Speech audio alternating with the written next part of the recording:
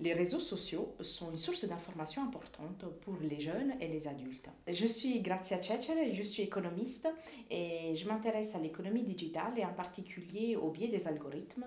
Et donc ma recherche conduite en équipe a comme objectif d'étudier le biais d'un algorithme dans un contexte particulier qui est celui-là de la pandémie. Et pendant la période du Covid, donc pendant le premier confinement, les autorités publiques ont utilisé les réseaux sociaux comme une source d'information importante pour informer les individus contre le danger de la maladie et surtout pour les inciter à rester à la maison et respecter les gestes barrières.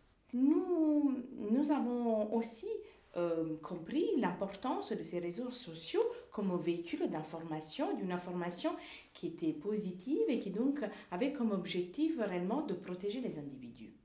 Les algorithmes des réseaux sociaux seront entraînés à contrôler des millions et des millions de publicités tous les jours et pour de longues périodes.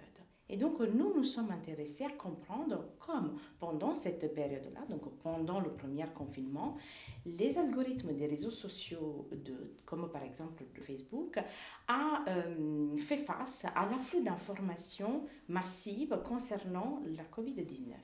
Donc, ce que nous avons fait, c'est que nous avons collecté plus de 1 million de publicités publiées sur cette plateforme, donc des contenus payants, et nous avons observé qu'une large majorité des publicités liées au Covid étaient bannies.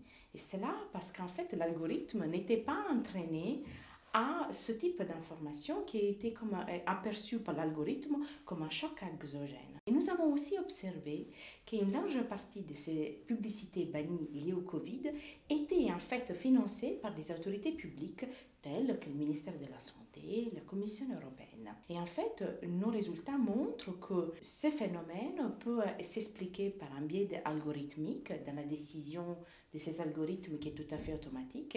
Et en fait, on met en évidence qu'il est important dans certains contextes tels qu'un choc exogène important comme une pandémie, que l'algorithme puisse être aidé par une intervention humaine et donc qu'il ne puisse pas seulement analyser l'information sans aucune intervention et contrôle externe.